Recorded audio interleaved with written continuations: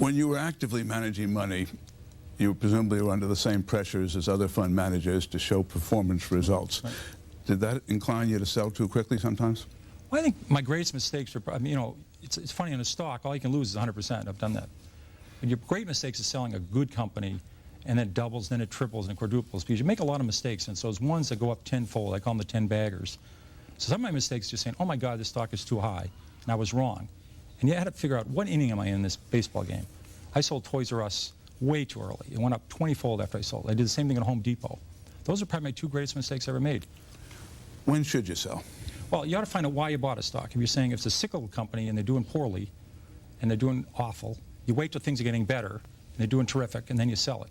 But with a growth company, you have to say, Walmart's case, 10 years after they went public, you could have bought the stock and made 500 times your money.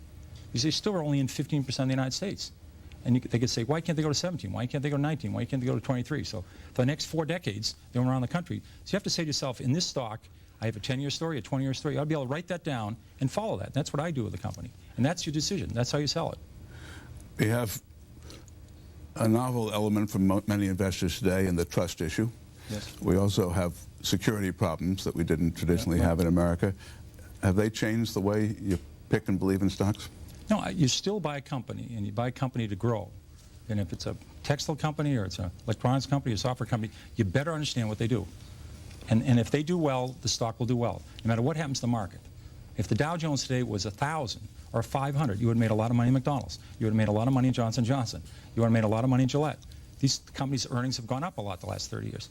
And if the market was 50,000, you would have lost money in Burlington Industries. I recommended that in 1969. I think it's gone from 34 to 2 with no stock splits, because their earnings have been terrible.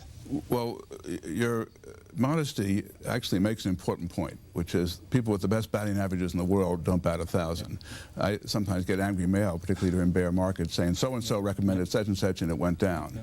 Well, how often did you come up with a clinker? Well, this is a funny business. You don't have to be right even 5 times out of 10. If the times you're right, you make a double and triple. It offsets all those times you lose 20 or 30%. So when you buy a stock, you ought to say to yourself, how much can I lose and how much can I make? And you ought to be able to make a lot. Because stocks are risky. I mean, look at how much we lost in AT&T. Look how much we lost in Xerox. These were quality companies. You could lose a lot in a stock. So you ought to say to yourself, how much can I make? Because I want to buy a stock, if I'm right, I'm going to make a double or triple. Does your own confidence ever get shaken? Every day I think the market's going to go up. I keep calling a lot my company, so I keep calling the company.